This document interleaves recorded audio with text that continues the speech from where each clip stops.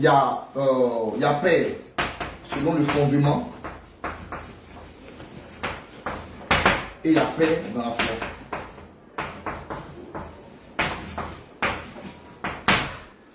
Père selon l'héritage, c'est Abraham, celui qui est notre père selon l'héritage.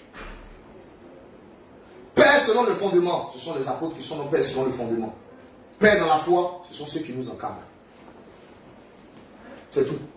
Il n'y a pas maman dedans. Celui qui va me dire que Sarah est la matriarche, vraiment, il te dit que tu n'as rien compris. Tu n'as rien compris. Mais moi j'ai une question par rapport au père dans la foi. Celui qui est le véritable père dans la foi, c'est Jésus lui-même. Non, Jésus est le Père spirituel. Voilà. Non, mais je dis la foi, c'est lui qui nous donne la foi. Le Père dans la foi, ce sont les hommes. Le Père spirituel, c'est Jésus. C'est pourquoi il dit n'appelez pas quelqu'un sur la terre Père, car un seul est le vôtre. Oh, Jésus, là, il est spirituel. Donc, quand il dit à quelqu'un Père spirituel, ça veut dire que tu as régné Jésus. Tu l'égales à Jésus. Et tous ces pères spirituels, ils pensent qu'ils vont aller au ciel. Donc, attends. Ok, question suivante. Est-ce que la femme peut baptiser? Non, non et non. Parce que si la femme peut baptiser, c'est que la femme est pasteur. Baptise celui qui est appelé au ministère.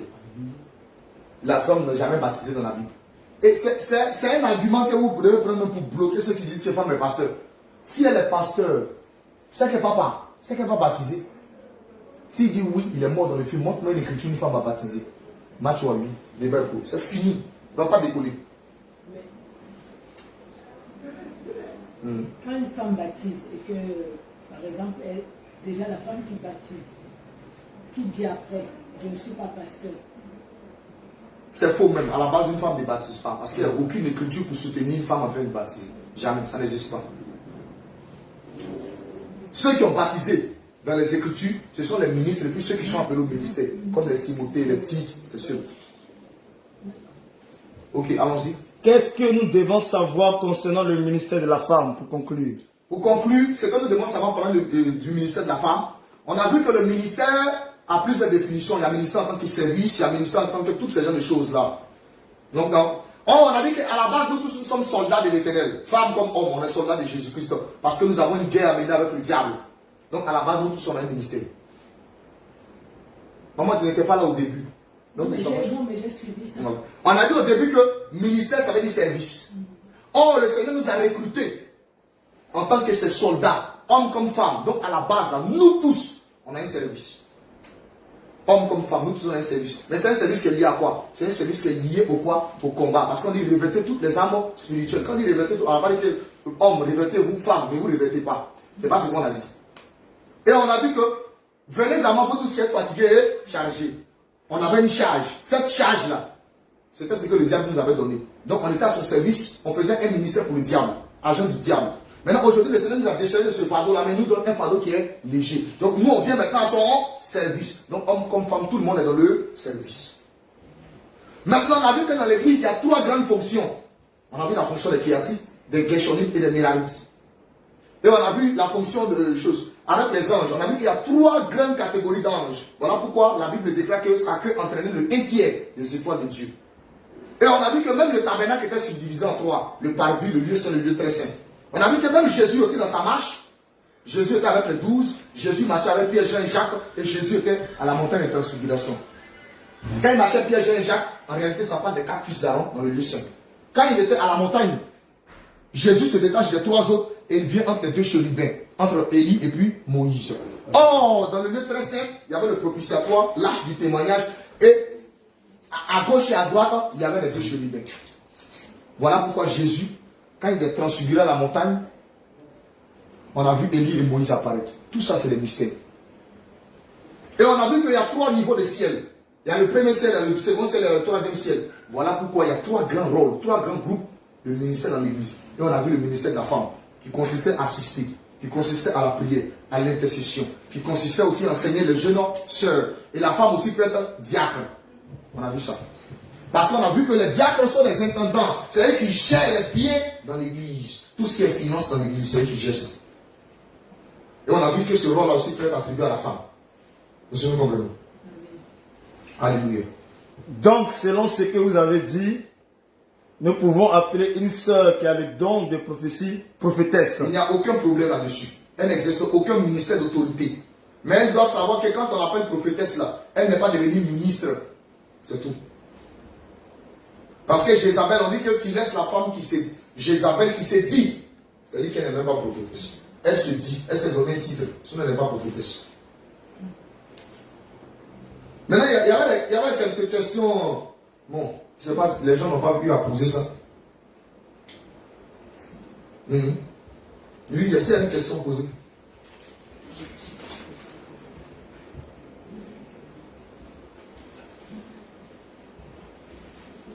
S'il n'y a pas de questions, on croit qu'on va s'arrêter là.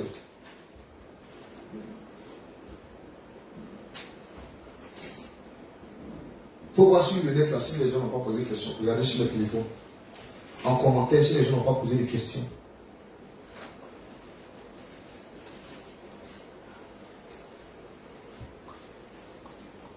Ok. Maintenant, pourquoi nous disons qu'une femme ne peut pas être pasteur? Regardez, on prend un exemple question. La Bible déclare, le Seigneur Jésus dit, avant que le coq n'ait chanté 2 fois, Pierre, tu mourras régné 3 fois. Donc c'est-à-dire qu'il y a le coq que Jésus a souligné. Féminin du coq, c'est poule. Or, celui qui chante le matin, c'est le coq. La poule n'a jamais chanté.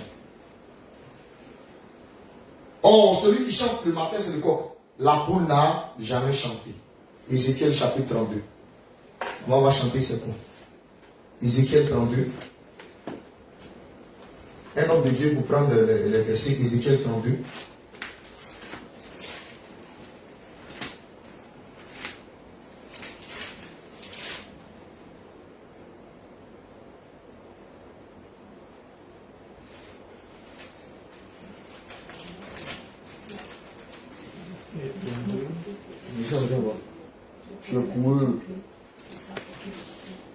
Tu es pour eux. Donnez-moi mon téléphone, je vais prendre ça.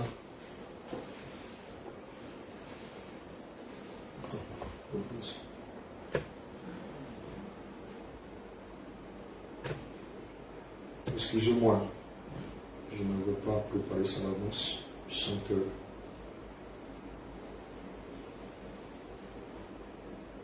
Ézéchiel 33, 32. Il y a un verset. Ézéchiel 33, 32. Ézéchiel 33, 32. On sait que en coq et puis poule, c'est coq qui chante. Poule n'a jamais chanté. Maintenant, quand on va chanter dans les Écritures, ça veut dire quoi? Je lis la parole de Dieu avec respect. Voici, tu es pour eux comme un chanteur. Regardez, écoutez, on dit que Ézéchiel est pour eux comme un chanteur. Il a dit quoi? Il a fait quoi quand il chante lui? Agréable, possédant une belle voix. Très bien.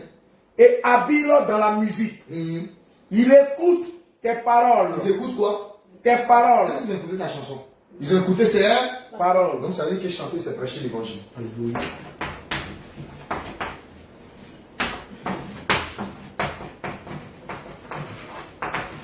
Donc quand tu vois le corps qui chante en train de chanter, c'est un prédicateur. Parce que nous comprenons. Le corps, c'est un prédicateur. Maintenant, quand on dit qu'avant que le corps n'ait chanté 2 fois, tu mourras régné 3 fois, c'est-à-dire que Jean-Baptiste est venu premièrement, ils ont régné. Jésus aussi est venu, ils ont régné. Donc voici les 2 corps qui ont chanté, mais ils n'ont pas entendu ça. Ils ont régné. Il n'y a pas de Élie.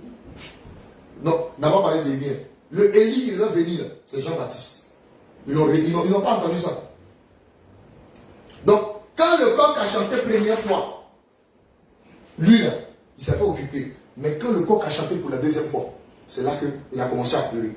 Or, le coq qui doit chanter pour la 2e fois, c'est après que l'église soit enlevée. Dans les dernières semaines de Daniel, le Seigneur, dans la première semaine de Daniel, il va envoyer Élie et Moïse.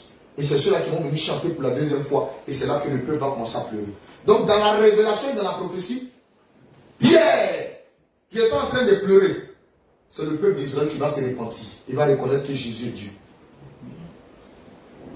Mais sinon, premièrement, Jésus est venu, ils n'ont pas cru. Premier chant du coq, ils n'ont pas cru. Ils n'ont pas cru. Ça dit que ça va passer même.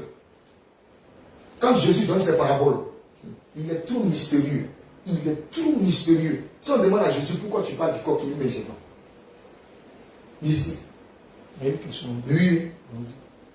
Est-ce que la femme peut enseigner ses enfants à la maison, Oui, parce que la même femme... s'il y a parmi eux des hommes qui ont atteint l'âge adulte? Très bien. La femme, là, par rapport à ses enfants, quel que soit son âge, tant qu'il est sur son toit, et puis il est dans la position d'un enfant, s'il a désiré de se marier et de sortir de la maison, là c'est l'autre cas. Mais si, même quand il se marie, même il sort de la maison, c'est son enfant. Donc elle a droit sur lui. Mais si elle n'enseigne pas, comment elle a fait pour t'éduquer? Elle a droit sur ça. Oui. Elle a droit sur ça. Parce que elle, là, par rapport à vous les enfants, elle occupe la position de l'homme. Donc quel que soit ton âge, elle va t'enseigner. Même si son enfant est pasteur. Même si son enfant est pasteur. Si son enfant est pasteur, quand elle est en assemblée, parce qu'en assemblée et puis dehors, c'est pas la même chose. Quand elle est en assemblée, elle se met dans la position de la femme, elle écoute. Mais quand elle est dehors, comme Akilas et puis Priscille, vous lui enseignez exactement les voies de Dieu. C'est un problème. Homme de Dieu, je vais un peu revenir sur ce que tu as dit. Quand la parole il dit, là où deux trois sont assemblés en mon nom, il est présent. Oui. Mais à la maison, quand c'est une cellule de prière, est-ce que la femme a le droit encore de... La maman, comme on le dit, oui, ses enfants, il y a une cellule de prière. Est-ce qu'elle a le droit? Quand tu parles, si ça devient maintenant celui de prière, ce n'est plus elle. Parce que là maintenant, on est en assemblée.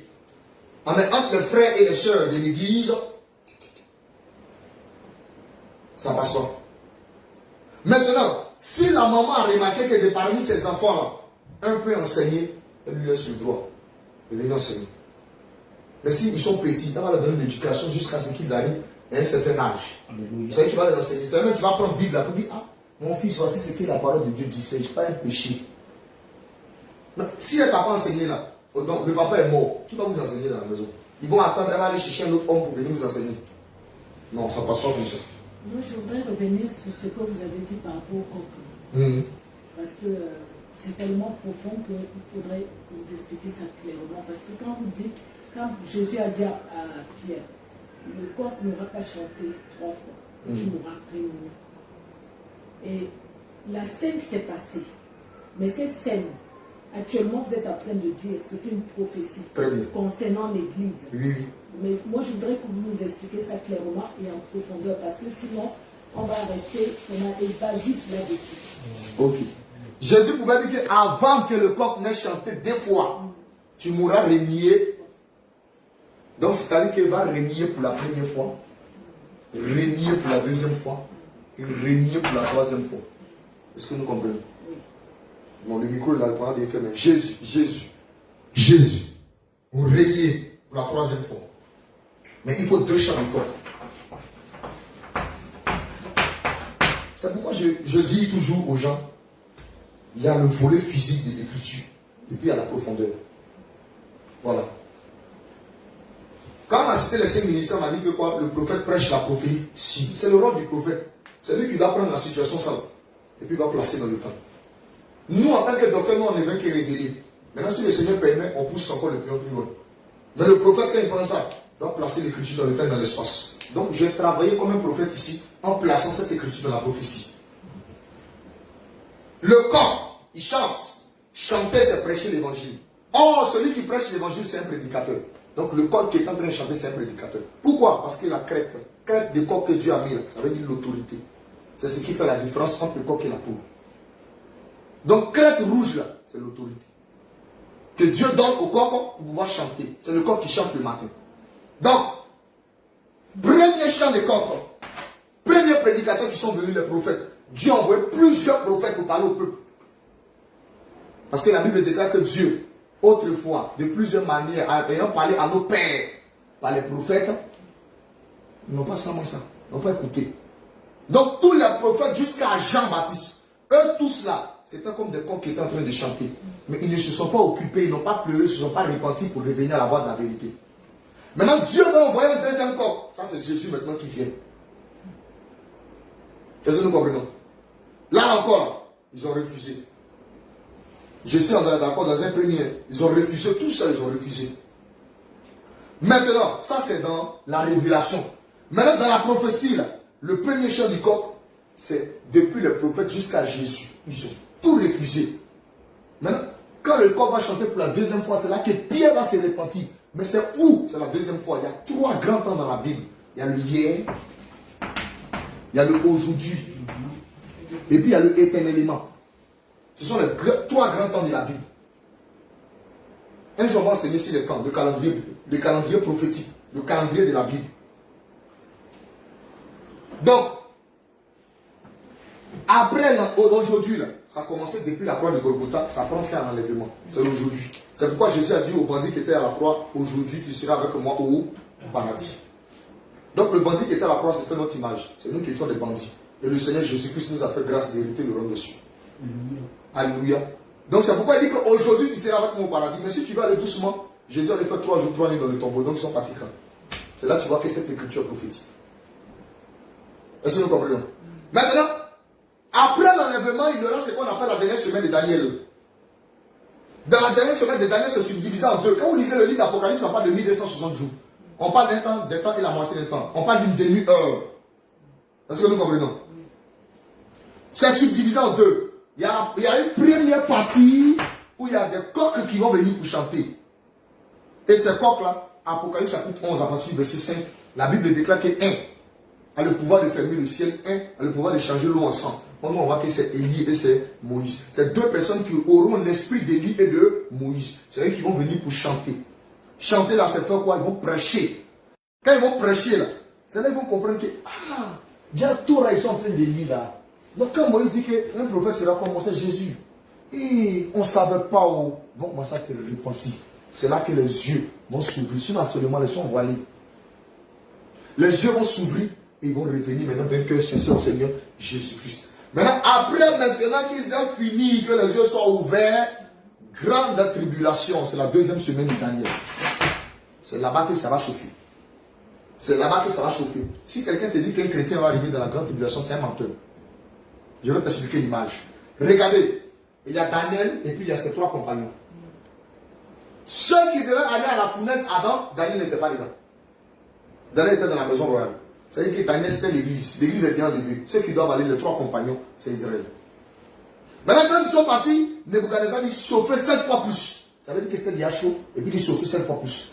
Le premier chose, c'était la petite, dans cette question, les petites tribulations que nous vivons aujourd'hui. Mais quand ça sera le temps d'Israël, c'est ce qu'on appelle la grande tribulation. C'est là-bas que le fer sera chauffé, le feu sera chauffé. Mais parce qu'ils ont l'éternel Jésus-Christ avec eux, rien ne pourra les avoir. Alléluia. Donc voici le coq. Le coq c'est un prédicateur. Ok. Donc, il me fait signe qu'on va s'arrêter là, il n'y a plus d'autres questions. Alléluia. Amen. Laissons proclamer le Seigneur Jésus-Christ. Ok. Donc la conclusion, la femme a droit au ministère. Mais quel ministère? Elle a droit au ministère des femmes. Assister, prier, intercéder, chanter, diacre, évangéliser. Elle a droit à tout ça.